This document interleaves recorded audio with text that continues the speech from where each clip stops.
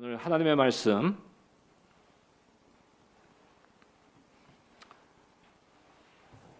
마태복음 6장 중에 두 군데를 보겠습니다. 먼저 1절로 6절까지 말씀 6절의 말씀을 저와 여러분들 교독하도록 하겠습니다. 제가 1절 읽겠습니다. 사람에게 보이려고 그들 앞에서 너희 의를 행하지 않도록 주의하라. 그리하지 아니하면 하늘에 계신 너희 아버지께 상을 받지 못하느니라.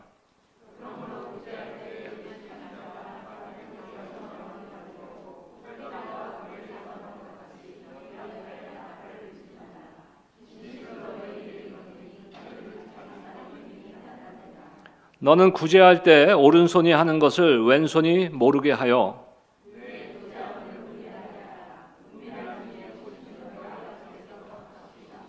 또 너희는 기도할 때 외식하는 자와 같이 하지 말라. 그들은 사람에게 보이려고 회당과 큰 거리 어귀에 서서 기도하기를 좋아하느니라. 내가 진실로 너희에게 이르노니 그들은 자기 상을 이미 받았느니라.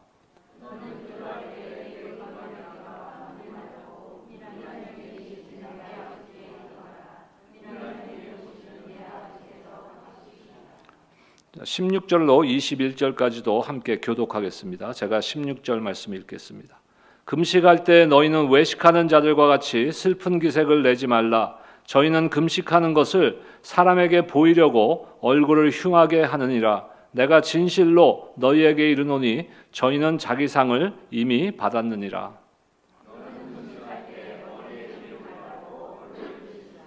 이는 금식하는 자로 사람에게 보이지 않고 오직 은밀한 중에 계신 내 아버지께 보이게 하려 함이라. 은밀한 중에 보시는 내 아버지께서 갚으시리라.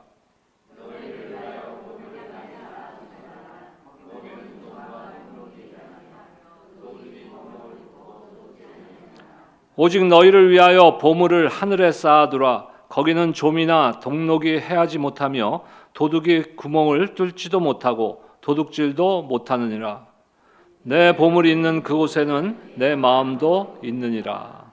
아멘. 지난 수요일을 애쉬 웬스데이, 제 수요일이라고 합니다.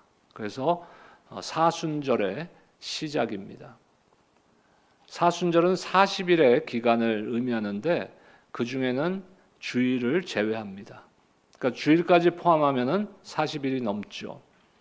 오늘은 그 사순절 기간의 첫째 주일입니다. 사순절이란 것이 단순히 교회 절기를 지키는 그러한 시간이 아닙니다. 우리 신앙의 현대 사회에서의 신앙의 가장 큰 적이 여러분 무엇이라고 생각하십니까? 그것은 바쁨, 분주함, 복잡함 이런 것입니다. 그래서 사순절은 오히려 우리가 그 바쁜 시간을 속도를 줄이고 우리가 방향이 올바로 가고 있는지를 점검하고 내가 살아가고 있는 것, 내가 교회에서 섬기는 일, 내가 그리스도인으로서 태도가 하나님의 방식인가를 돌아보는 시간입니다. 우리 일상에서 너무 쉽게 익숙하게 그 신앙의 어떤 궤도라 그러죠? 짜여진 그것에 익숙해 있어요. 저는 예배를 공부한 사람인데 예배도 역사적으로 보면요, 그 장단점이 있습니다. 그러니까 우리가 보통 그 트래디셔널 전통 예배, 그다음에 컨템퍼러리 현대 예배 그러면 많은 분들이 오해하는 것이 음악을 가지고 분리를 해요. 클래식 음악, 클래식 악기를 쓰면은 전통 예배고 현대 악기, 현대 음악을 사용하면은 현대 예배고 그것이 아닙니다. 전통 예배는 어떠한 그러한 의식, 예식, 형식을 갖춘 것이고 현대 예배는 그 형식을 어느 정도 무시한 채로 나아가는 그러한 예배 스타일인 것입니다. 근데 결국은 이쪽 끝에 아주 전통적인 예배 형식이 있는 것은 사실 우리 개신교는 아니지만 로만 캐톨릭이 굉장히 전통적인 예식의 형식을 갖춘 예배들을 갖고 있죠. 그럼 개신교 중에서도 그런 그 예배 형식을 그대로 이어오는 것이 그런 교회들도 있습니다. 하지만 대부분의 지금 현대 교회들은 현대 예배, 컨템포러리한 그 예식이나 형식이 어느 정도 많이 빠져 있는 그런 형식을 취하고 있습니다. 근데 21세기를 들어서면서 전 세계 교회들의 추세, 트렌드는 뭐냐면요. 이것이 가운데로 모이는 것이에요. 그러니까 너무 좌측, 좌라는 건 정치 얘기 아닙니다, 여러분. 너무 현대적인 무형식주의로 가는 것도 이제는 조금 배제하고, 그 다음에 너무 형식에 빠져 있는 그러한 외식에 빠지기 쉬운 그런 예배도 배제하고 이제 그 가운데 중립적인 곳으로 모이는 그러한 예배. 저도 추구하는 것이 그건데, 그래서 그 영어 표현으로는 conversion 스타일이라고 합니다. 우리 보통 blended worship이라고 하는데 그거는 올바른 그 용어가 아니고요. conversion 스타일. 그러니까 어느 정도 형식을 갖추면서 예배의 수단으로 현대적인 음악이나 악기나 미디어를 사용하는 것이에요. 그것이 전 세계의 대부분의 교회들의 지금 추세라는 것입니다. 그런데 왜 그러면은 너무 형식이 없다 보니까 좀 뭔가 이 경건함에 있어서 좀 부족함이 우리가 연약함 때문에 생길 수 있는 거예요. 그 너무 형식적인 것만 위주로 하다 보니까 이것이 외식적으로 되는 거예요. 근데 우리가 신앙생활을 오래 하면서 자칫 잘못하면요, 이 형식에 빠져요. 외식, 다시 말해서 익숙함, 예배도 익숙함, 신앙생활도 나의 익숙함에 젖어버리는 겁니다.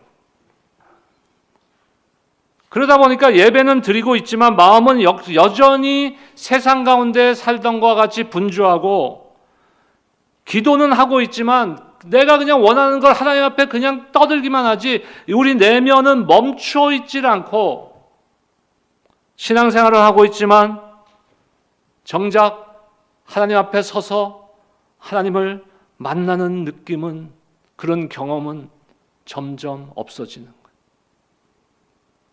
사순절은 우리에게 하나님께서 주시는 기회인 것이에요.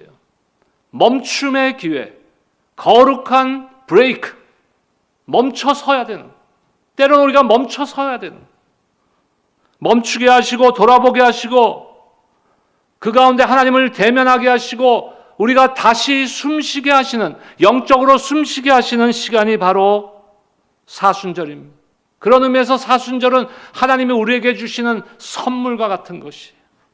1년 12달 365일 이렇게 우리가 살면 얼마나 좋겠습니까만 우리의 연약함이 그러지 못하는 것.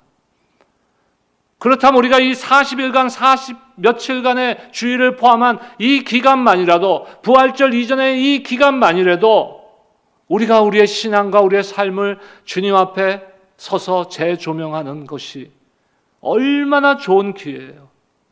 매년 이것을 여러분들 반복해 나갈 때 우리의 신앙은 더욱더 깊어지고 주님과의 만남은 더욱더 인격적으로 되고 날마다 주님을 대면할 수 있는 그러한 영적 성숙함이 우리에게 이루어질 수 있는 기회라는 것입니다. 아까도 말씀드렸지만 현대사회에서 신앙의 가장 큰 적은 분주함이에요. 분주함, 멈추지 않음입니다. 제가 옛날에 비즈니스 할 때요, 보통 9시에 직원들이 출근합니다. 또 디파트먼트에 따라서 다르지만 어떤 직원은 10시에 출근합니다. 저는 새벽 기도 끝나고 가요. 왜? 직원들이 출근해서 일을 시작하게 되면은 제가 분주함 가운데 너무 바쁜 시간을 지나기 때문에, 물론 새벽 기도 가서 기도했지만 그 직원들이 출근하기 전에 7시부터 한 9시까지의 사이를 나만의 시간으로 주님과 대면하는 시간을 갖습니다. 분주함이요. 아침에 일어나면 여러분들 우리가 제일 먼저 무슨 생각이 들어요? 오늘 꼭 해야 되는 바쁜 일, 그거 생각난단 말이에요. 근데 우리가 분명히 알아야 되는 것은요, 바쁜 일이 항상 중요한 일은 아닐 수도 있습니다, 여러분. 바쁜 일만 맨날 처리하다 보면요, 이 신앙은 점점 뒤로 가게 돼 있어요. 중요한 일을 먼저 해야 되는 거예요. 그래서 여러분들 그 성경 읽기도 대폭 줄여드렸잖아. 하루에 석장 읽을 거를 일주일에 석장 읽는 거로 줄였어요. 월수금 3일만. 월수금 내일부터 눈 뜨자마자 제일 먼저 그거 먼저 중요한 일 그거 먼저 하시고 먼저 기도하시고 중요한 일이에요. 그렇다고 이 기간은 하나님이 우리를 정죄하는 그런 시간은 아닙니다. 우리가 신앙생활을 올바로 못했다고, 내가 올바로 살지 못했다고, 주님 뜻대로 순종하지 못했다고 우리를 정죄하시는 그런 기간은 아니라는 것이에요. 예수님은 분명히 말씀하셨습니다. 요한복음 3장 17절 말씀 함께 읽겠습니다. 시작. 하나님이 그 아들을 세상에 보내신 것은 세상을 심판하려 하심이 아니요 세상으로 하여금 구원을 받게 하려 하심이라. 세상을 심판하러 이 땅에 오신 주님이 아닙니다. 우리를 정죄하시기를 기뻐하시는 주님이 아니에요. 우리에게 은혜를 베푸시기를 좋아하시는 주님입니다. 사순절의 목적은 우리를 정죄의 자리에 눕히는 것이 아니라 오히려 우리를 구원의 자리로 초대하는 것이에요. 우리를 은혜의 자리로 초대하는 것이에요. 이것이 사순절 또 우리 신앙의 출발점이 되어야 됩니다. 예수님은 우리를 죄의 결과, 죄에서 자유를 주기 위해서 오셨지만 단지 그것만을 위해서 오신 것은 아닙니다. 죄의 권세 자체로부터 자유하게 하려 오셨어요. 죄로부터 구원을 받았지만 아직도 우리는 죄의 권세 아래 있다는 것이에요. 이 세상에는 아직도 세상의 권세에 어느 정도의 능력이 우리의 삶과 우리 안에 있다는 것이에요. 그래서 그것으로부터 자유하기를 원하시는 것이 주님의 뜻입니다. 여러 가지가 있을 수 있죠. 우리 안에 있는 두려움, 우리 안에 있는 분노, 불안감, 탐욕, 이기심, 이것들이 우리를 단단히 붙잡고 있는 힘으로부터 주님은 해방시키기를 원하신다는 것이. 그리고 오늘 우리가 함께 묵상할 주제가 하나 더 있습니다. 예수님은 우리를 또 하나의 것으로부터 구원하시기를 원하세요. 또 하나의 것으로부터 해방되기를 원하십니다. 그것이 바로 얕은 종교로부터의 해방이에요. 종교로부터의 해방. 종교와 신앙은 다른 의미입니다. 얕은 종교란 무엇입니까?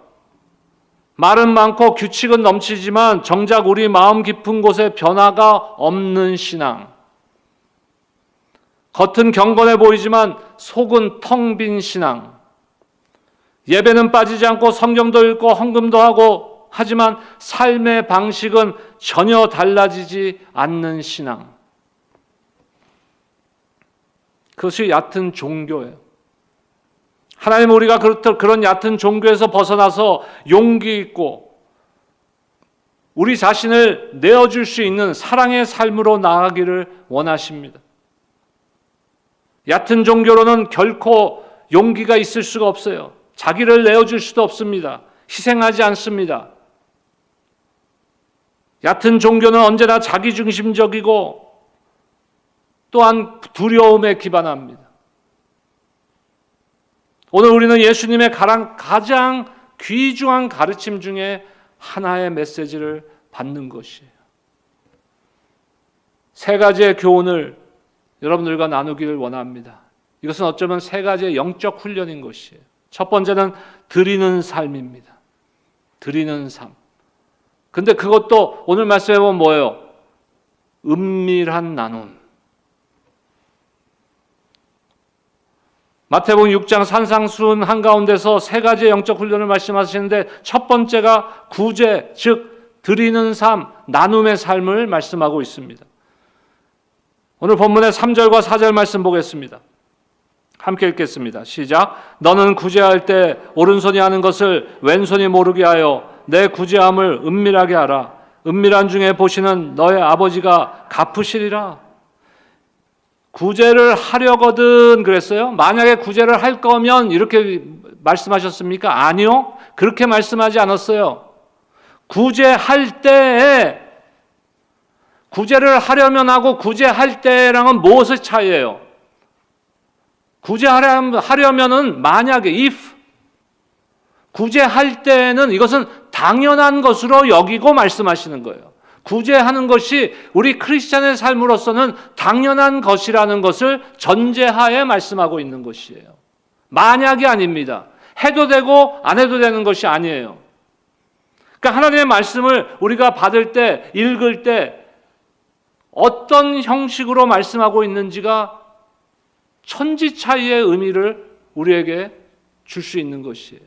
다시 말씀드립니다. 구제를 하려거든 하지 않으셨어요. 구제를 할 때에. 나눔은 선택이 아니라 그리스도인의 정체성이라는 예수 그리스도의 표현인 것이. 돈, 음식, 시간, 재능, 하나님이 여러분들에게 허락하신 것이에요. 맡겨두신 거예요.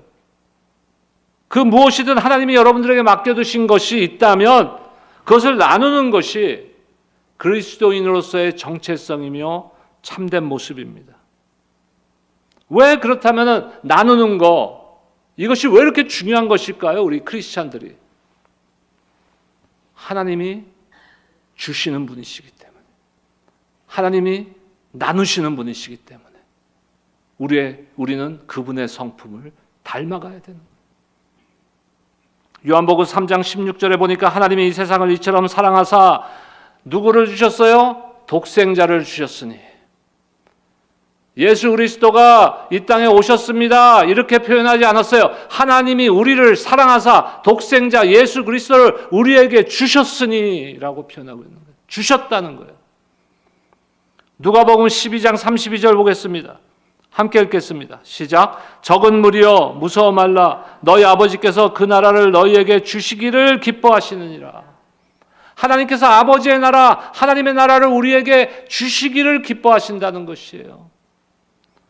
하나님은 주시는 분이에요. 그분의 본성이 바로 그 나눔입니다. 우리는 뭐예요? 저축하는, 하나님이 주신 걸 저축하고 모아놓는 저장고가 아니라 그거를 나누는 통로가 돼야 되는 것이에요. 저를 따라합시다. 이거 분명히 작은 소리를 할 것 같은데 내가 경고했습니다. 큰 소리로 하세요. 다 내 것이 아니다. 네.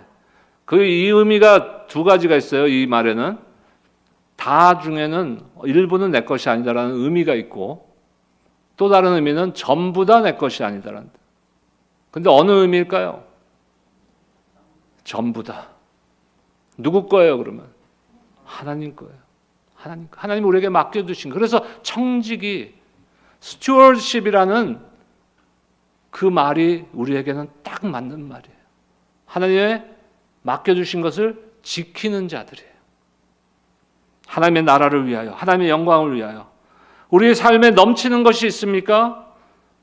그것은 누군가를 위해 하나님이 잠시 맡겨두신 것일 거예요.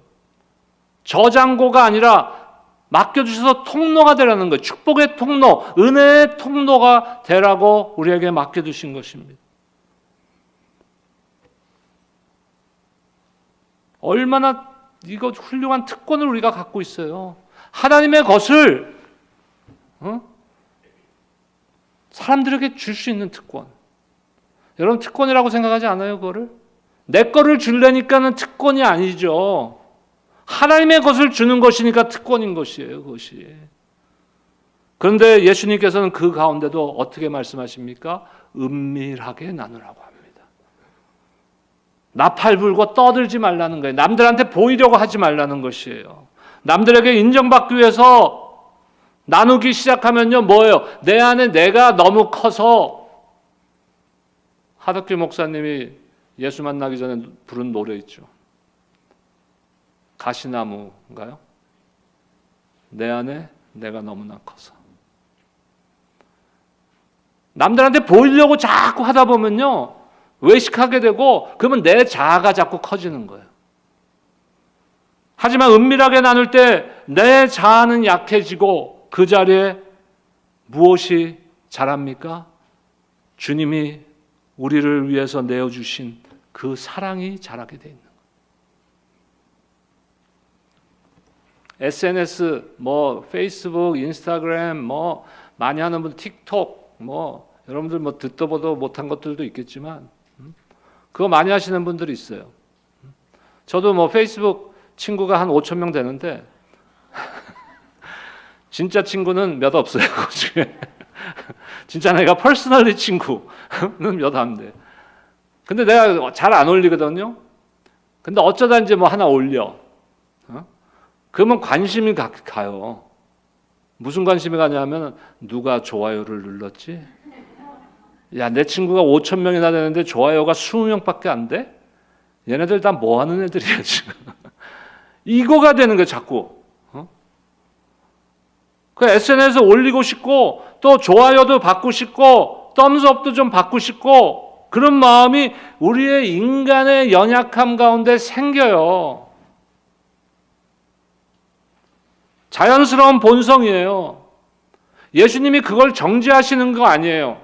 그것 자체를 정죄하시는 것은 아니에요. 다만 은밀한 나눔의 보상은 사람의 박수가 아니라 사랑 안에서 자라는 우리의 변화에 있는 것이에요. 예수님 우리를 더 깊은 곳으로 초청하시는 것이, 더 깊은 영적인 자리로 우리를 초청하시는 것이. 여러분 영적이란 건 뭡니까? 방언하고 환상을 보고 이게 영적인 거예요? 아니요. 제가 항상 리더십 트레이닝 할 때 제일 먼저 목회자들한테 물어보는 게 있어요. 여러분들은 영성이 무엇이라고 생각하십니까? 많은 대답이 나와요. 그게 틀린 답들은 아니에요. 근데 제가 질문한 의도와는 맞지 않는 답들도 나와요. 제가 의도한 질문의 답은 뭐냐면은 영성이란 것은 예수님과의 관계이다라고 저는 정의합니다. 다른 것들은 현상은 그거 안에서 나오는 현상들이지 그 현상 자체가 영성은 아니에요. 사람의 인정 없이도 흔들리지 않는 내면의 중심이 형성되는 곳으로 주님은 우리를 초대하시는 것이에요. 그 가운데 참 자유가 있는 것이에요. 인정받기 위한 중독, 여기서로부터 자유로워라 달라고 주님이 우리에게 초대하시는 것이에요.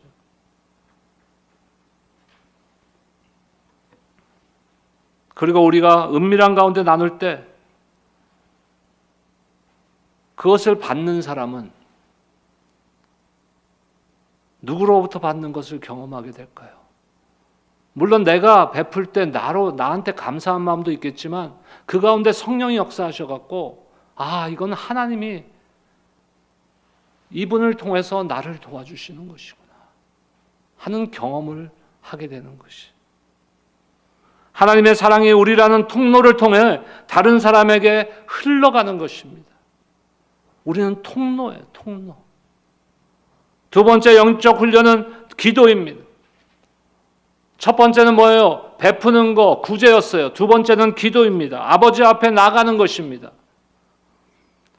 오늘 본문의 6절 말씀, 6장 6절 말씀 함께 읽겠습니다. 시작. 너는 기도할 때 내 골방에 들어가 문을 닫고 은밀한 중에 계신 내 아버지께 기도하라. 은밀한 중에 보시는 내 아버지께서 갚으시리라. 예수님은 기도를 공개적으로 퍼포먼스로 하지 말라 그랬어요. 회당이나 길모퉁이에 서서 사람들에게 보이려고 기도하는 자들은 이미 자신의 보상을 받았다고 말씀하십니다. 그 보상은 뭐예요? 사람들의 시선이에요. 사람들의 칭찬. 그것이 전부예요. That's it. 그걸로 끝이에요. 외식하는 자들에게는. 하나님과 진정한 만남 없습니다. 하나님이 주시는 진정한 축복과 은혜를 경험하지 못합니다.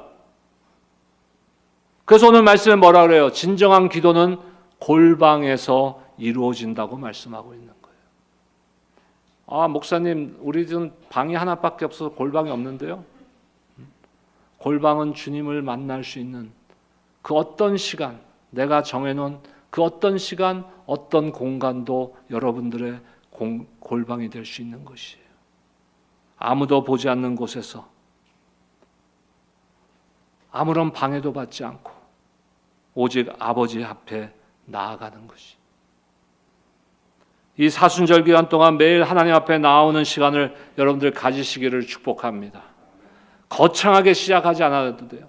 우리 어린아이들 뭐 방학할 때 여름방학 때 선생님이 야 여름방학 계획표 좀 내봐 그러잖아요.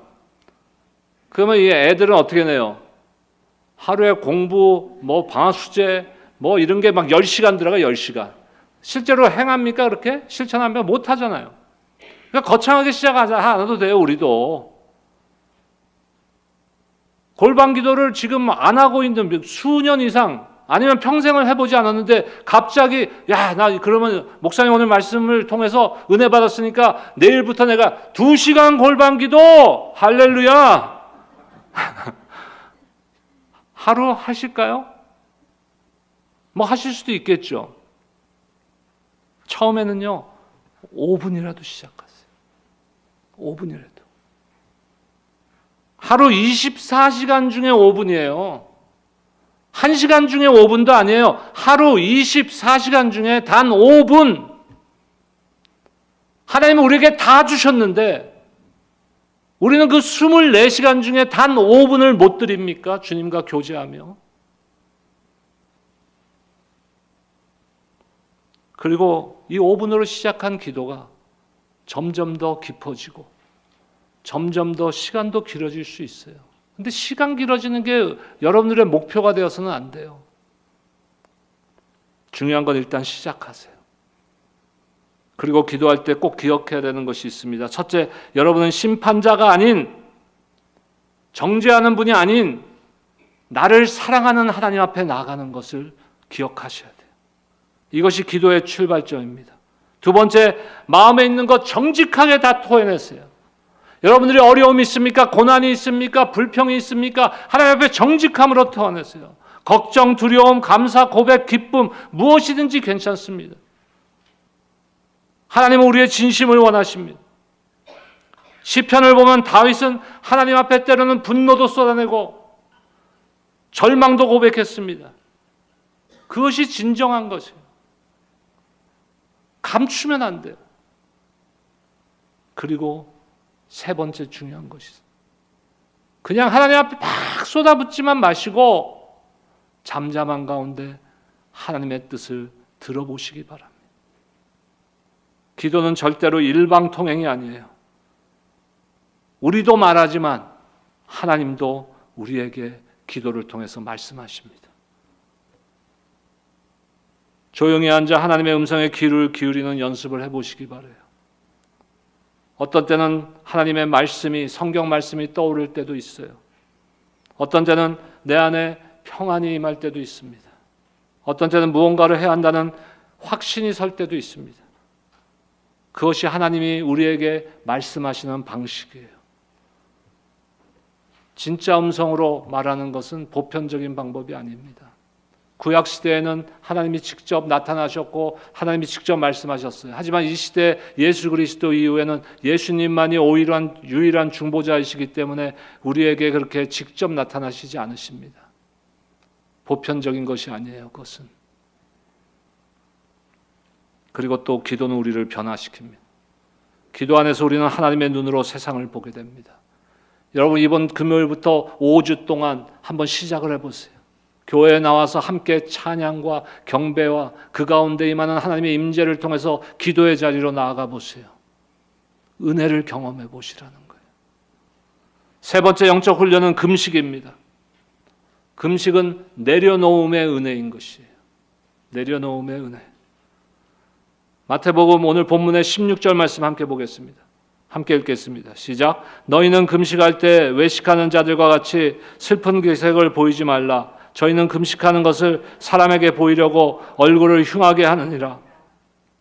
금식하면 우리가 대체적으로 대부분 음식을 안 먹는 것을 생각하죠. 물론 그것도 금식입니다. 하지만 금식의 본질이라는 것은 더 넓어요. 그래서 제가 내려놓음의 은혜라는 용어를 썼습니다. 내려놓는 거예요.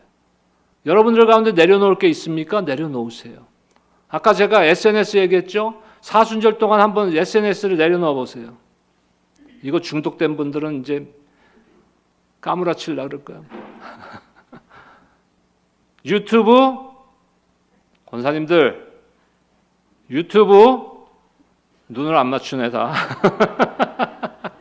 내려놓으세요. 40일 동안.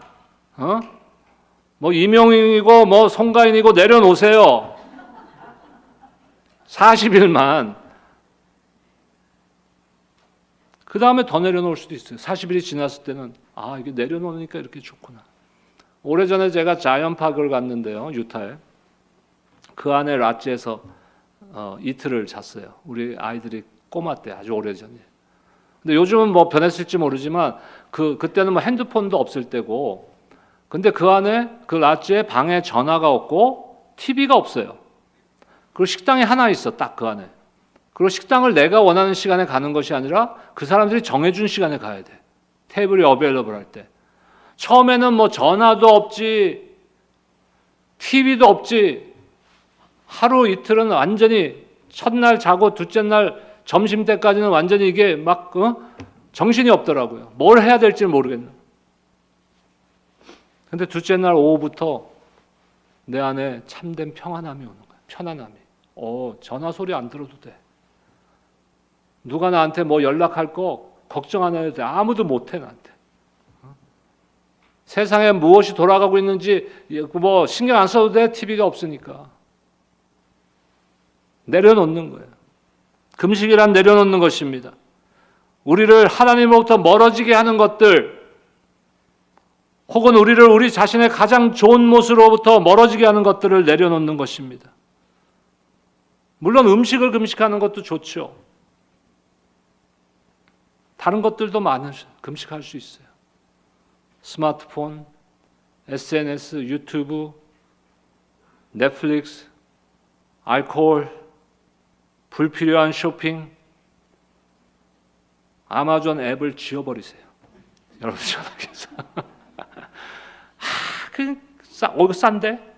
싸다고 다 필요한 거 아니잖아요. 불필요한 거. 이번 사순절 동안 불필요한 건 절대로 안 살 거야. 금식.